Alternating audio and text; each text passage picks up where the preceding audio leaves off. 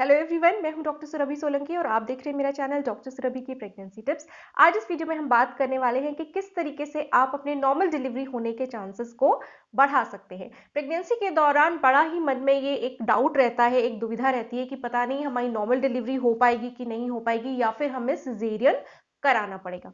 अब इसमें देखिए, ज़्यादातर जो प्रेगनेंसीज होती हैं उसमें जनरली नॉर्मल डिलीवरी ही होती है, पर कुछ परसेंटेज ऑफ केसेस ऐसे होते हैं जिनमें कोई ऐसी प्रॉब्लम होती है जिसकी वजह से नॉर्मल डिलीवरी डॉक्टर्स नहीं करा पाते हैं और आपको सिजेरियन रेकमेंड करते हैं। अब इसमें से दो बातें हो सकती हैं। एक चीज़ तो ये कि आपकी प्रेगनेंसी के दौरान ही कुछ ऐसी एबनॉर्मेलिटी डिटेक्ट हो जाए, जैसे कि कुछ कंडीशंस होती हैं, प्लेसेंटा प्रीविया जैसे एक कंडीशन होती है, उसमें प्लेसेंटा आपका अगर नीचे की तरफ जुड़ा हुआ है, आपके बच्चेदानी के मुंह को कवर कर रहा है, उस कंडीशन में डॉक्टर्स आपको कभी भी नॉर्मल डिलीवरी के लिए नहीं बोल सकते, क्योंकि अगर नॉर्मल डिलीवरी ट्राई कराई जाएगी उस कंडीशन में तो फिर बिल्कुल बहुत ज़्यादा ब्लीडिंग वहाँ पे हो जाती है और पेशेंट को बचाना भी मुश्किल हो सकता है। इसलिए डॉक्टर्स आपको पहले ही बोल देंगे कि इसमें सिजेरियन ही होगा और कुछ नहीं हो सकता है। तो ये बताने का मेरा मकसद यही है, आपको डराना नहीं है ऑब्वियसली, लेकिन ये बताना आपको मेरा मकसद है कि प्रेगनेंसी के दौरान कुछ कॉम्प्लिकेशंस ज़रूर ऐसे होते हैं जो कि अगर डिटेक्ट होते हैं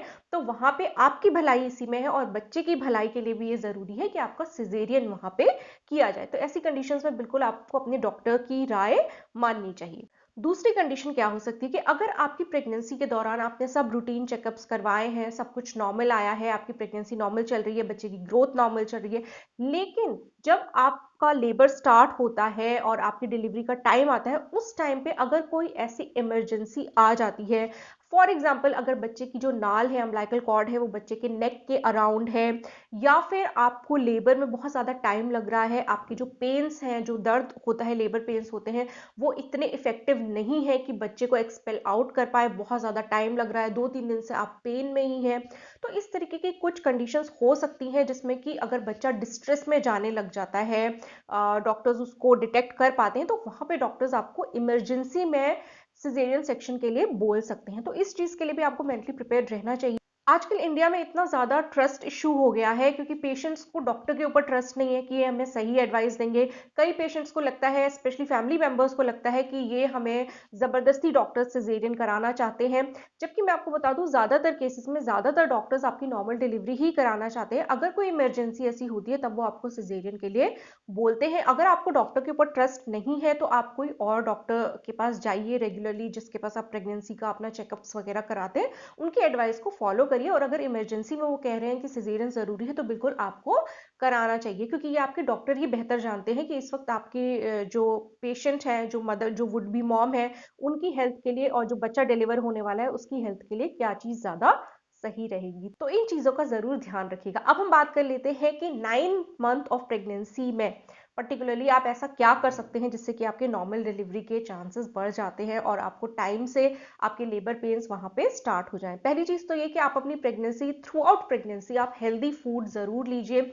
हेल्दी फूड में यहाँ पे जो ग्रीन लीफी वेजिटेबल्स होती हैं, यानी कि हरी पत्तेदार सब्जियां होती हैं, उनको अपनी डाइट में ज़रूर इंक्लूड करिए। प्रोटीन रिच डाइट भी ज़रूर रखिए अपनी, जैसे कि अंडा है और चीज़ है, पनीर है, दूध से बने हुए प्रोडक्ट्स हैं, ये सब हेल्दी फूड है और इसको आपको अपनी डाइट में ज़रूर इंक्लूड करना है। प्लस जो भी प्रीनेटल विटामिन और फॉलिक एसिड वगैरह आपके डॉक्टर्स आपको प्रिस्क्राइब करते हैं प्रेगनेंसी के दौरान, वो भी आपको लेना ज़रूरी है। तो इस तरीके से अगर आपकी जनरल हेल्थ सही रहती है तो ज़्यादातर चांसेस हैं कि आपकी नॉर्मल डिलीवरी ही होगी।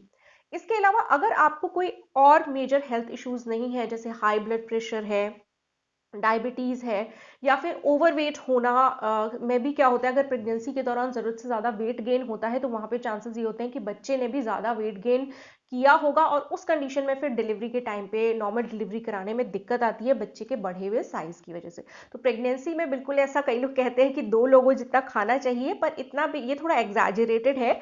आपकी जो न्यूट्रिशनल रिक्वायरमेंट है वो तो ज़रूर ज़्यादा होती है जो नॉन प्रेगनेंट स्टेट में आपकी थी, तो आपको ज़रूर एक बैलेंस डाइट लेनी है। आपको ओवर ईटिंग नहीं करनी है कि आप ज़्यादा फैटी फूड खा रहे हैं, तला भुना ज़्यादा खा रहे हैं, बटर वगैरह ज़्यादा खा रहे हैं, तो इस टाइप की भी डाइट नहीं लेनी है कि जिससे कि वजन ज़रूरत से ज़्यादा बढ़ जाए। हाँ, जिस टाइप टाइप का मैंने आपको फूड रेकमेंड किया अभी इसी वीडियो में पहले, वो तो आपको ज़रूर लेना चाहिए। तो एक बैलेंस डाइट ज़रूरी है, वेट बहुत ज़्यादा नहीं होना चाहिए। इसके अलावा एक चीज़ और ध्यान रखनी है, वो है एक्सरसाइज। एक्सरसाइज आपको रेगुलरली करनी है, बिल्कुल अगर अनलेस एंड अनटिल आपको डॉक्टर ने बेड रेस्ट नहीं बोला है, क्योंकि कई बार क्या होता है कि प्रेगनेंसी में ब्लीडिंग हो जाती है, वेजाइना में से थोड़ी ब्लीडिंग हो रही है या लोअर एब्डोमेन में थोड़ी क्रैम्पिंग हो रही है, तो इस टाइप की अगर कोई एबनॉर्मेलिटी रहती है तो डॉक्टर्स आपको बेड रेस्ट रेकमेंड करते हैं उस कंडीशन में, वहां पर तो ठीक है, उसकी कोई प्रॉब्लम की बात नहीं है। लेकिन अदरवाइज अगर आपकी नॉर्मल हेल्दी प्रेगनेंसी है तो आप बिल्कुल अपनी फिजिकल एक्टिविटी भी थोड़ी रखा करिए उसमें। अगर आप रोज आधा घंटा ब्रिस्क वॉक कर लेते हैं तो बहुत अच्छा रहेगा। ब्रिस्क वॉक का मतलब होता है थोड़ा सा तेज तेज वॉक करना, हालांकि इसमें भी आपको कॉशियस रहना है, क्योंकि आपके एब्डोमेन का साइज जैसे जैसे बढ़ता है आपको अपनी बॉडी को बैलेंस करने में थोड़ी दिक्कत आ सकती है। तो सुबह के अगर आप चलें तो बिल्कुल ज़रूर आपको चलना चाहिए। वॉकिंग एक काफ़ी अच्छी एक्सरसाइज है और हर प्रेग्नेंट वुमेन को ज़रूर करनी चाहिए। इसके अलावा कुछ पर्टिकुलर एक्सरसाइजेस होती हैं जो प्रेगनेंसी के लास्ट मंथ के लिए रिकमेंडेड होती हैं, उसमें अभी डिटेल में मैं इस वीडियो में नहीं जा रही हूँ, क्योंकि एक्चुअल में जो यूजफुल टिप मेरे को आपको देनी है, जो आपको और वीडियोज़ में नहीं मिलेगी, आपको और कई वीडियोज़ में एक्सरसाइज के ऊपर बहुत सारे वीडियोज़ मिल जाएंगे कि प्रेगनेंसी के लास्ट मंथ में आपको कौन सी पर्टिकुलर एक्सरसाइजेस करनी चाहिए, वो जरूर आपको मिलेंगे। लेकिन जो टिप मैं आपको अभी इस वीडियो में देने जा रही हूँ वो आपको ज्यादातर किसी भी वीडियो में नहीं दी जाती है। तो वो टिप ये है कि मैं आपको एक ऐसी मेडिसिन के बारे में बताने जा रही हूँ जो कि एक होम्योपैथिक मेडिसिन है, जिसको प्रेगनेंसी के लास्ट मंथ में यानी कि 9th मंथ ऑफ प्रेगनेंसी में अगर लिया जाता है तो आपके नॉर्मल डिलीवरी के चांसेस कई गुना बढ़ जाते हैं। प्लस आपको डिलीवरी के दौरान यानी कि जब आपकी नॉर्मल डिलीवरी हो रही है आपको ज्यादा तकलीफ नहीं होती है। पेन जरूर होगा, क्योंकि प्रेगनेंसी में लेबर के टाइम पे पेन होता है, आपका यूट्रस कॉन्ट्रैक्ट करता है बच्चे को एक्सपेल आउट करने के एफर्ट्स में, तो वहां पे आपको पेन होना एक नेचुरल प्रोसेस वहां पे होता है। लेकिन ये जो एक प्रॉब्लम आती है कई लोगों को, कई महिलाओं को डिलीवरी के टाइम पे, कि पेन्स अच्छे नहीं आते हैं, अच्छे कॉन्ट्रैक्शंस नहीं आते हैं, यूट्रस प्रॉपरली कॉन्ट्रैक्ट नहीं कर पाता है, इतने फोर्स से नहीं कॉन्ट्रैक्ट कर पाता है कि बच्चा एक्सपेल आउट हो सके। तो ये सारी प्रॉब्लम्स ना आए इसके लिए आप एक होम्योपैथिक मेडिसिन यूज कर सकते हैं। जैसे ही आपको 9वां महीना लगता है आप कोलोफाइलम 30 पोटेंसी में सुबह दोपहर शाम लेना स्टार्ट कर दीजिए। इससे आपको मेजर बेनिफिट जो होता है वो ये है कि एक तो आपकी नॉर्मल डिलीवरी के चांसेस काफी बढ़ जाते हैं, और दूसरा आपके जो पेन्स होते हैं वो अच्छे पेन्स आते हैं, और ओवरऑल जो आपका लेबर का ड्यूरेशन होता है यानी कि जितने लंबे समय तक आपको लेबर में रहना पड़ता है वो ड्यूरेशन शॉर्ट हो जाती है, कम समय लगता है आपके बच्चे की डिलीवरी होने में।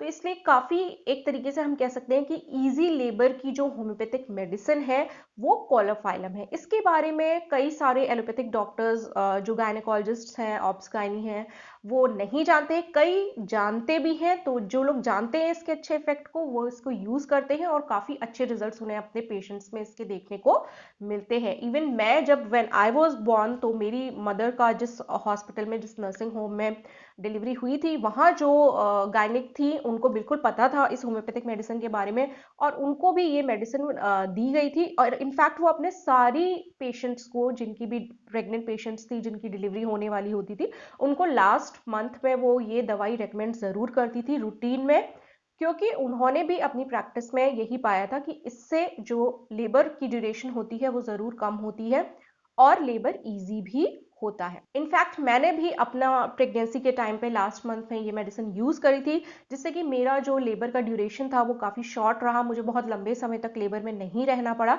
और डिलीवरी आसानी से हुई, कोई कॉम्प्लिकेशंस नहीं आए, एक अच्छी नॉर्मल डिलीवरी मेरी हो गई थी। तो अगर आप ये मेडिसिन यूज करते हैं तो आपको काफी फायदा इसमें मिलता है। लेकिन मैं एक बात आपको जरूर बोलना चाहूंगी कि आप इस मेडिसिन को अगर लेते हैं तो इसका मतलब ये नहीं है कि आप अपने गायनिक से रेगुलर कंसल्टेशन ना करें, रेगुलर चेकअप्स ना करें। आपकी गायनिक, आपकी जो गायनेकोलॉजिस्ट हैं जिनसे आपको डिलीवरी करानी है और जिनके पास आप रेगुलर चेकअप्स करा रहे हैं, वो आपकी पर्टिकुलर सिचुएशन को बेहतर जानती है। मैं यूट्यूब पे आपको एक जनरल रिकमेंडेशन तो दे सकती हूँ, लेकिन आपकी हेल्थ के अकॉर्डिंगली स्पेसिफिक रिकमेंडेशंस नहीं दे सकती, तो वो मेरी लिमिटेशन है। तो आप दवाई जरूर खाइए, उसमें कोई प्रॉब्लम नहीं है, क्योंकि इसके कोई साइड इफेक्ट्स नहीं होते हैं। लेकिन इससे ये गारंटी नहीं होती है कि लेबर के टाइम पे या डिलीवरी जब होने वाली है तो कोई कॉम्प्लिकेशन नहीं हो सकता, ऐसा नहीं है। अगर डिलीवरी के टाइम पे कोई कॉम्प्लिकेशन होता है तो उसको उसी तरीके से आपके जो डॉक्टर्स हैं वो डील करेंगे और उनकी एडवाइस को वहाँ पे आपके लिए फॉलो करना काफ़ी ज़रूरी होगा। तो मैं बिल्कुल ऐसा नहीं कह रही हूँ कि आप अपने डॉक्टर की एडवाइस मत फॉलो करिए, उनकी ही एडवाइस फॉलो करिए। ये मेडिसिन साथ में आप ले सकते हैं, उसमें कोई प्रॉब्लम की बात नहीं है। तो इस तरीके से 3 मेजर टिप्स, मेन टिप्स जो मैं आपको दे सकती हूँ जिससे कि आपके नॉर्मल डिलीवरी के चांसेस काफ़ी बढ़ जाते हैं। पहली चीज़, अपनी डाइट हेल्दी रखिए, एक बैलेंस डाइट लीजिए।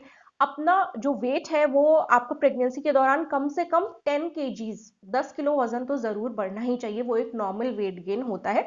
जरूरत से ज्यादा वेट गेन होना अच्छा नहीं होता है, जैसे कि मैंने आपको पहले भी बताया। तो डाइट बैलेंस लीजिए, बहुत ज्यादा फैटी फूड नहीं लेना है, लेकिन आयरन और विटामिन रिच डाइट लेनी है, प्रोटीन रिच डाइट लेनी है, तो वो जरूर आप लीजिए। दूसरी चीज, एक्सरसाइज आप जरूर अपने फिजिकल एक्टिविटी पे ध्यान दीजिए। बहुत ज़्यादा डलनेस नहीं होनी चाहिए। अगर अदरवाइज हेल्दी प्रेगनेंसी है तो वॉक करना बहुत अच्छी एक्सरसाइज है, वॉक करने में कोई प्रॉब्लम नहीं है। आप रोज आधा घंटा वॉक जरूर कीजिए। तीसरी चीज, आप ये जो होम्योपैथिक मेडिसिन मैंने आपको बताई इसको भी आप जरूर लीजिए। हालांकि अपने डॉक्टर की गाइडेंस में कंटिन्यूसली रहिए और उनकी एडवाइस को जरूर आप फॉलो कीजिए। तो होपफुली ये वीडियो आपको कुछ यूजफुल लगा होगा, काम का लगा होगा। अगर अच्छा लगा है तो वीडियो को लाइक कीजिए और मेरे चैनल को सब्सक्राइब कीजिए। सब्सक्राइब करने के साथ साथ वो जो नोटिफिकेशन बेल है ऑल के ऑप्शन के साथ, उसको भी जरूर प्रेस कर दीजिएगा, ताकि मेरे आने वाले प्रेगनेंसी से रिलेटेड यूजफुल वीडियोस की नोटिफिकेशंस आपको सबसे पहले मिलते रहें और आपका कोई भी वीडियो मिस ना हो। मैं आपसे मिलूंगी अपने अगले वीडियो में, तब तक के लिए अपना ध्यान रखिए।